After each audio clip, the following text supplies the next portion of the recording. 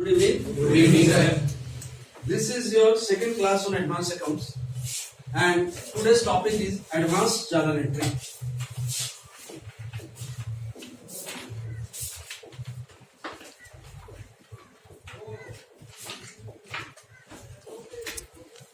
Before going to this topic, let us recap what we did in the last class. In the last class, we did reconciliation statement. Can anybody say what is reconciliation statement? Reconciliation statement is an accounting process that uses has two sets of records to ensure the figure is correct or in agreement. Very good. So reconciliation statement is a statement which is prepared to reconcile the balance of one party with the other if there is a difference. Okay, very good. How many types of reconciliation statement we did in the last topic? Five. What are those? And credit card reconciliation. Okay. Then anybody can say who will prepare the debtors reconciliation statement? Creditor will prepare the debtor reconciliation statement. And what? Debtor will prepare In case of debtor reconciliation, debtor will prepare and advance reconciliation will be prepared by the debtor. Okay. That means you people have done your homework. Very nice. Now today's topic is advanced journal entry. And in advanced journal entry, we shall learn something new. What we did not learn at the time of normal journal entry. So what is that? Salary is one of the important expenditure of any organization. At the time of payment of salary, employer is required to make certain deductions. What are those? Provident fund contribution, then ESI contribution, then TDS, professional tax, advance salary. So before going to journal entry, let us acquaint ourselves with the term what is provident fund. Provident fund is a retirement benefit given by employer to employee. And this scheme is applicable in case of an organization where 20 or more persons are employed at any time during the previous year. And as a result of that, what happens? Employer has to take registration from the Provident Fund Commissioner, and Provident Fund Commissioner will allot the PF code. After that, employer will do what? He will enroll all the employees of the organization, drawing salary of rupees, drawing salary rupees 21,000 or less. Up to 21,000, any employees who drawing salary up to 21,000 can register with the Provident Fund Commissioner directly without any problem. But anybody who is drawing more than 21,000, then in that case, permission of the employer is required. Okay. As a result of this, what happens? Employee account will be opened with the Provident Fund Commissioner, and employee will contribute 12% of his salary to that account. And this salary here means basic plus DA. Okay. Salary here means basic plus DA, and on that amount, employee will contribute 12%. Okay. Employee will contribute 12%. And at the same time, employer will also contribute in the account of the employee. But employer has to contribute in 4 accounts. What are those 4 accounts? Those 4 accounts are account number 1, that is PF account. Okay, account number 2, this is your admin charge. Admin charge on PF. Okay, account number 10, that is your pension fund. And account number 21, this is what your EDLIF account, and this is the full form is Employees Deposit Linked Insurance Fund. And employee in this case is contributing 12%, as I said, basic plus DA.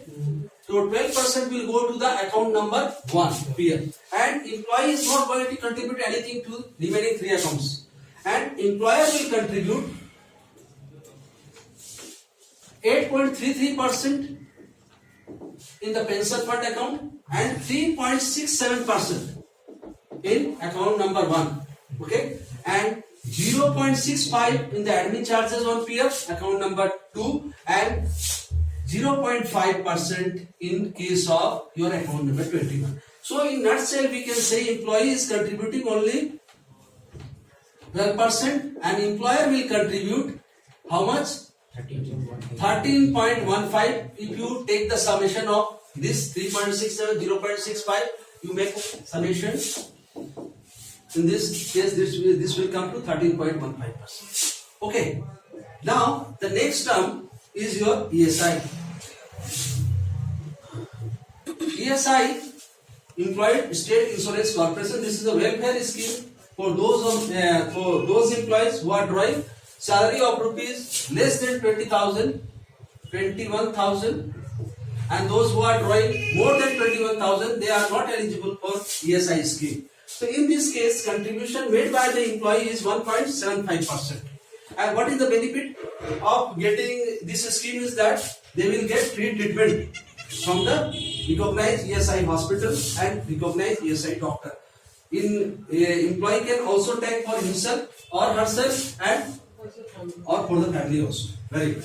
Now the employee contribution is 1.75% of gross salary. Mind it, gross salary means all benefits given by the employer. It may be HRA also, basic DA, house rent allowance, others allowances also. All this will be included. If the salary is exceeding 21,000, in that case there is no question of ESI.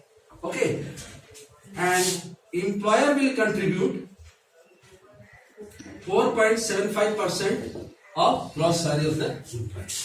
Okay. Next term, which is very common, is your P-tax. P-tax is what? This is a tax which is given to the state. If you are earning in the state, you are liable to pay professional tax on your income. As you are earning as an employee, so P-tax will be deducted from your salary. So in this case, slab is there. Slab is what? That we can see from here.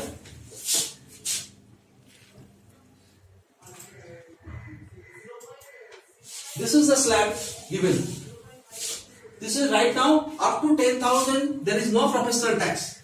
Up to 10,000 there is no professional tax. This is 10,000 to 15,000 you are required to pay 110. That means what? 10,000 to up to 10,000 nil. 10,000 to 15,000 you are required to pay 110. Okay, and 15,000 to 25,000 slab is what? 130. So you are required to pay 130, and 25,000 to 40,000 this is your 150. Above 40,000 employee has to pay 200 rupees. Okay, so this is what our professional tax is. The solely the responsibility of what? Employer is not going to pay professional tax. This will be deducted from the employee's salary. Okay, and after that TDS means tax deducted at source. Employer is required to deduct TDS if he is paying salary to the employee exceeding rupees 2,50,000 in a year. So there may be a case where he is required to make deduction for TDS. So in case of employee drawing less than 2,50,000 per annum, in that case there is no question of TDS. And about this TDS we shall also learn, and we shall learn more in case of our income tax class. Okay. Then advance salary. If any advance salary is taken by the employee, then this is also adjusted at the time of payment of salary, because sometimes the employee may request for advance salary if he is in need. Okay, so now I am going to any problem so far. Okay, no problem. Fine. Then I am showing you the journal entry which is required to be made at the time of salary. So suppose Mr. X joined this company on salary of rupees 20,000. So salary account is debited when he will get salary. Then the company will debit the salary account with rupees 20,000. And now on 20,000, employer will deduct PF contribution from employee. That is how much? 20,000 into what? 12%. So 2,400 will be deducted. This is the liability of the employer. This is the liability of the employer. Employer is deducting and he will deposit the amount to the concerned authority. And now he will deduct ESI contribution from employee. ESI contribution from employee. This is what? 20,000 into 1.75%. This will come to 350. Okay. And professional tax. As we have seen in this chart, what amount is required to be deducted? 130. This is the P-tax. And 2 TDS, if any. In this case, we are not seeing that any liability for TDS because total salary is not exceeding 2,50,000. So TDS is nil. And any advance salary, if it is taken, then that is also taken. Suppose it is nil right now. Now the balance amount will be payable to the employee. Balance amount will be payable to the employee, and this comes to 17,120. The next entry will be the payment of salary. What will be the next entry? What will be the entry? Account debit to bank. Salary payable account debit. Salary payable, now employee will get the payment. Salary payable account debit to bank. This is debit 17,120 and this is credit 120 with the bank. Now this is the liability in case of employer. PF contribution which is taken from the employee is required to be debited here from employee because this will be deposited in the account of the employee. This will be debited 2,400. Now the employer will also contribute PF contribution from employer. This time employer will contribute 20,000 will be the salary and the rate of PF is 13.15. This is 13.15. This will come to 2,630. To bank, and this total amount will be credited 5,030. Okay. The next entry will be ESI. ESI contribution taken from the employee will be debited. ESI contribution from employee. 350. ESI contribution 350. Now anybody will come and calculate. Sahil, what account will be debited? ESI contribution from employer. Please come and write.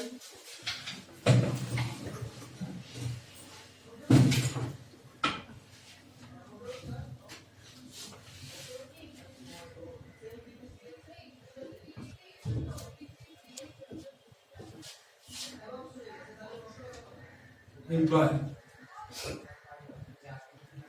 debit and amount will be how much? Please calculate the amount. 4.75. This will come to 950. 950. Okay. To bank. To bank.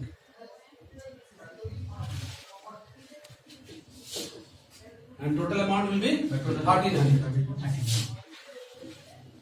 Okay, thank you. And the next entry will be what? P-tax. P-tax debit. To bank. P-tax debit. Simple to bank.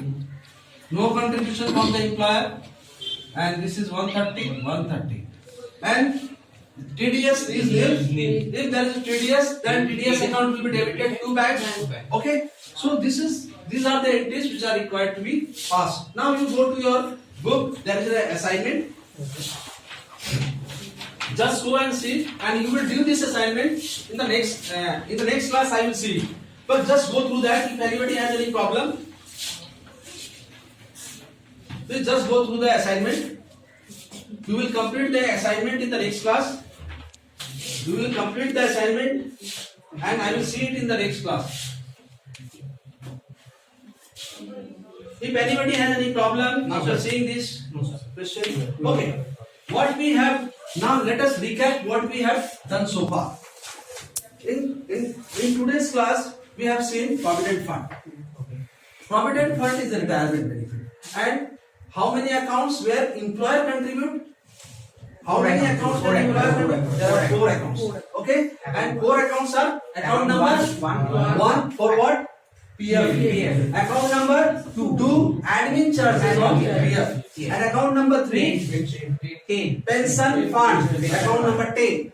And last account number 21. And that is for EDA, Employees Deposit Linked Insurance Fund. So these are the 4 accounts where employer contribute.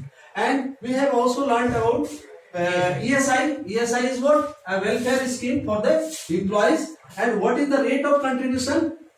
The employee will contribute 1.75 1.75 and employer will contribute 4.75. 4.75. And what about professional tax? Professional tax is what? This is state tax imposed by the state, and in that case, any person who is earning is required to pay professional tax in this state. So that is what, in case of salaried employee, up to 10,000 there is no professional tax, and after that we shall follow the slab. Up to 10,000 nil, and then 10 to 15,000 there will be 110. very good. 50 to 25,000 there will be 130. Very nice. 25,000 to 40,000 that will be 150. Very And nice. above 40,000 that will be 100. Very good. And TDS, if anybody whose drawing salary of rupees 2,50,000 per annum, then this is on the part of the employer to deduct TDS. So, okay, and advance salary. Okay. Then this is a recap, and we shall discuss what we will discuss in the next class. That will be our new topic, that is on advance tax. Advance tax is the topic for the next class.